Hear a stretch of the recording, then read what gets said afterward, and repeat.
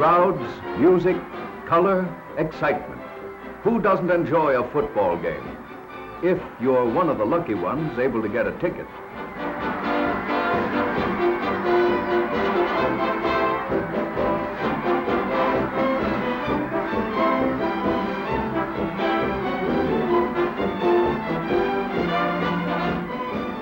But of course, if you're not, well, it's just too bad.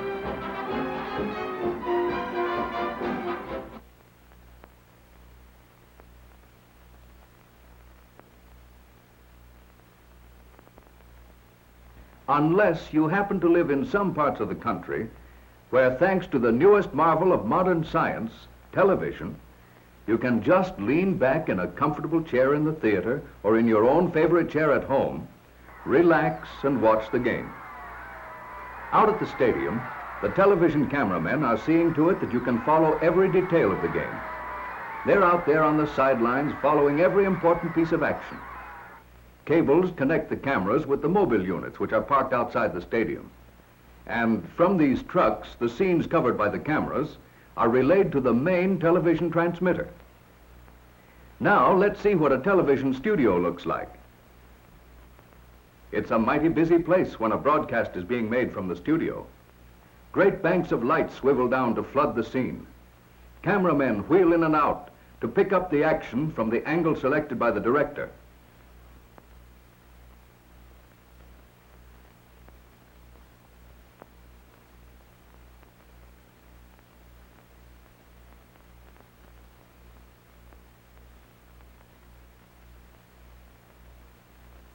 To keep the action continuous while costumes are changed, and while different sets are made ready, and action shown which could not take place on a small stage, portions of some broadcasts are made by projecting prepared motion picture film right into a television camera. Using the same actors and identical sets, the motion pictures are made in advance. The electrician, the cameramen, the studio manager, and the actors are all controlled by the director. His job is to see that the broadcast proceeds smoothly and without breaks, because the picture on the television screen must be continuous. Camera 1, move in close on the girl.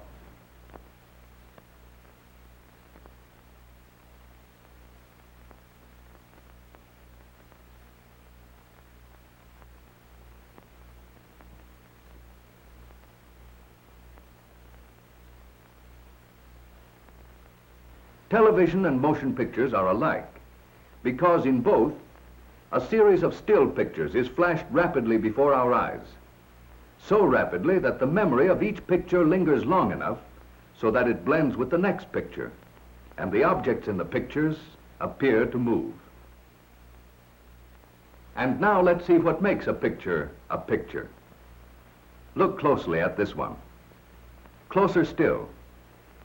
Let's use a magnifying glass. Here we see that the picture is really made up of thousands of tiny dots arranged very close together. But normally, our eyes don't notice the dots, especially when the picture is being moved. This fact helps to make television and motion pictures possible.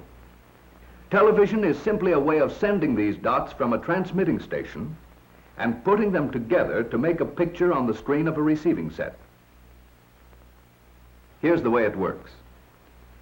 Inside the television camera is a magic electric eye called the iconoscope, one of the most important parts of which is this sensitive plate called a mosaic.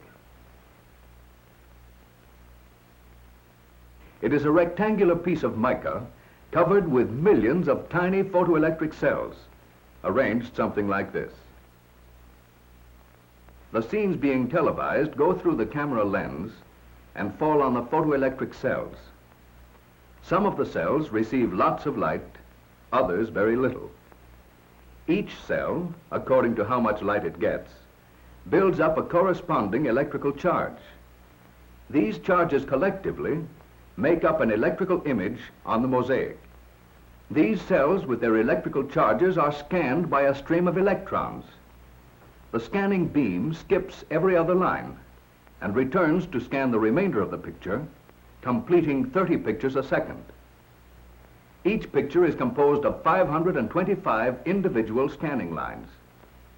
An electrical impulse is released each time this stream covers a group of the photoelectric cells. Each separate impulse travels from the sensitive plate of the iconoscope in sequence over wires to the transmitting station, where it is then sent out into space to be picked up by aerials connected to television receivers.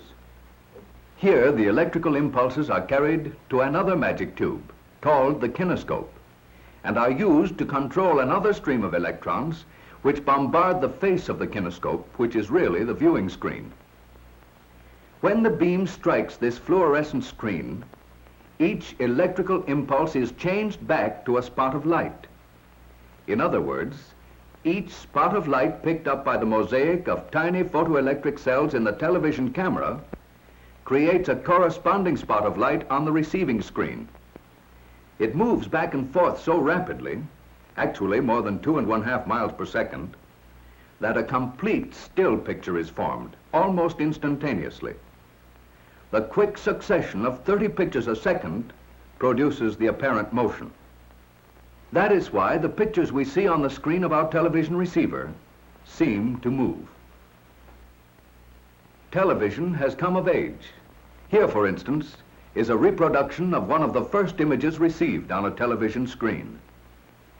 Compare that crude picture with these of today, and you can judge for yourself how far along the road to perfection television has traveled.